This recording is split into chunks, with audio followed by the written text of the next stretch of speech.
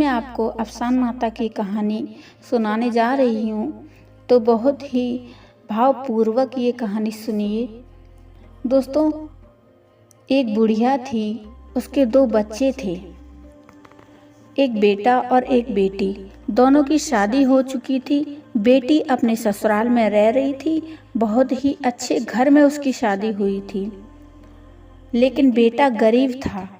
वो अपनी माँ और अपनी पत्नी का पालन पोषण जैसे तैसे कर पा रहा था। वो बुढ़िया अफसान माता की भक्त थी। एक दिन बेटी के यहाँ ससुराल में शादी पड़ी। उसका बेटा अपनी बहन के यहाँ जाने को तैयार हुआ तो उसकी पत्नी और माँ दोनों बहुत खुश हो गए।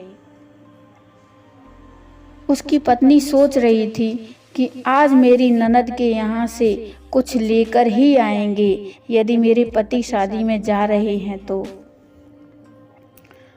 कुछ दिन गुजर बसर तो हो ही जाएगी। उसकी पत्नी ने थैला वगैरह उसे दे दिया ताकि ननद जो भी दे थैले में ले आए। भाई जब अपनी बहन के यहाँ पहुंचा तो उसकी बहन को उसकी गरीबी पर शर्म आने लगी। इस कारण उसने किसी से भी अपने भाई का परिचय नहीं कराया और अपने भाई को गौशाला में ठहरा दिया। जब शादी विवाह का सब कार्यक्रम निपट गया, खाना भी हो चुका, तो जब बचा कुचा खाना था उसने वो अपने भाई के लिए भिजवाया और यही कहकर भिजवाती रही कि जो भी बचा कुचा हो बुद्धू को दे दो। शादी होने के बाद उसने अपनी बहन से कहा, मैं जा रहा हूँ। तो उसकी बहन ने भी कह दिया, जाओ। तो भाई वहाँ से निराश होकर चला गया। रास्ते में एक जगह पर बैठकर वो बहुत रोया और रोता रहा। उसको ये नहीं समझ में आ रहा था कि वो खाली थैला लेकर अपनी पत्नी और अपनी माँ के सामने कैसे जाए और अपनी पत्नी और माँ से क्या कहे। तभी एक बुढ़िया वहाँ आई और उसने उससे पूछा कि क्यों रो रहे हो बेटा, क्या बात है। तो बेटे ने कहा, कुछ नहीं।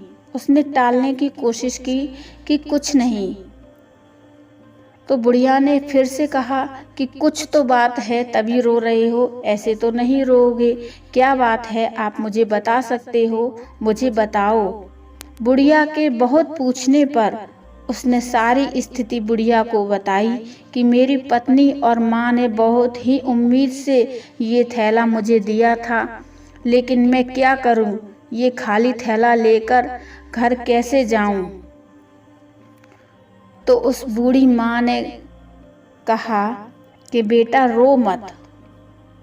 वहाँ पर एक बेल का पेड़ भी था। तो बुढ़िया ने कहा कि बेटा वो बेल का पेड़ है, बेल तोड़कर अपने थैले को भर लो और अपनी पत्नी और अपनी माँ को दिखाना जाके। बेटे ने बेल तोड़कर अपना थैला भर लिया और अपने घर चला गया। घर पहुंचकर थैला कोने में रख दिया और बिना किसी से कुछ कहे वो अंदर चला गया। उसकी पत्नी और माँ थैले को देखकर बहुत खुश हो रही थी। सोच रही थी कि थैला भरा हुआ है, जरूर मेरी ननद और मेरी बेटी ने कुछ डाला होगा। और यही सोचकर वो दौड़ के थैले के पास पहुंचकर थैला खोलने लगी। जब थैला खोला तो उस थैले में सोना, चांदी, रुपया, पैसा, हीरा जवाहरात ये सब देखकर उसकी पत्नी और माँ बहुत खुश हुई और बेटे को बुलाया, बेटा यहाँ आओ। तो बेटा तो यही समझ रहा था कि थैले में तो बेल भरा हुआ है। जब बेटे ने भी थैला देखा तो बेटा भी बहुत खुश हुआ और बेटा समझ गया कि वो बुढ़िया कोई साधारण नहीं थी, वो तो माँ थी, जरूर मुझ पर माँ की ही कृपा हुई है। तो उसकी पत्नी और माँ सारा सामान रखने लगी। तभी बेटा बोला, इसमें से थोड़ा सा हिस्सा हमारी बहन के लिए भी निकाल कर रखना है।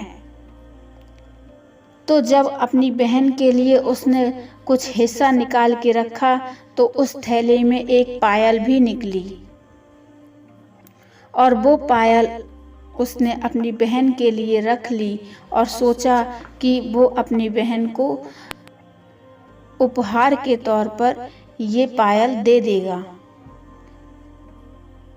जब बहन को ये मालूम हुआ कि उसका भाई रातों रात धनवान हो गया तो वो भी मायके आई और बड़ी खुशी से अपने भाई और माँ से और भाभी से मिली। तो भाई ने उसे वो पायल पहना दी। जब उसकी बहन चलती तो सबको छन छन की आवाज़ सुनाई देती, लेकिन उसकी बहन जब चलती तो उसको नहीं सुनाई देती छन छन की आवाज़, क्योंकि उसे एक ही आवाज़ सुनाई दे रही थी, जो भी बचा कुचा हो बुद्धू को दे दो। यही सुन सुनकर वो बहुत परेशान थी। उसको अपने ऊपर बहुत शर्मिंदगी महसूस हुई। उसने अपने भाई से माफ़ी मांगी और कहा, भाई मुझे माफ़ कर दो, मुझे अपनी अमीरी का घमंड हो गया था। मैं अपने घमंड में इतनी चूर हो गई थी कि तुम्हारी गरीबी देख ही नहीं पाई।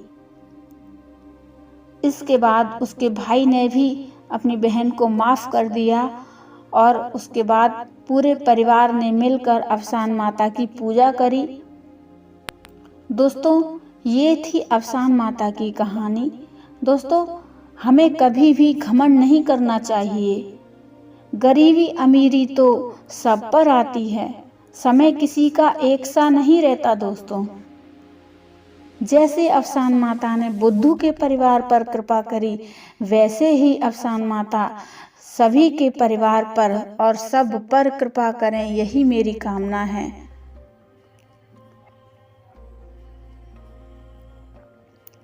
तो दोस्तों, प्रेम से बोलिए अफसान माता की जय।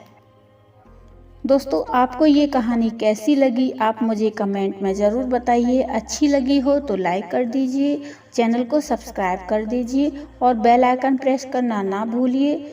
बेल आइकन आप दबाएंगे तो आपको मेरी आगे आने वाली नोटिफिकेशन मिलती रहेंगी।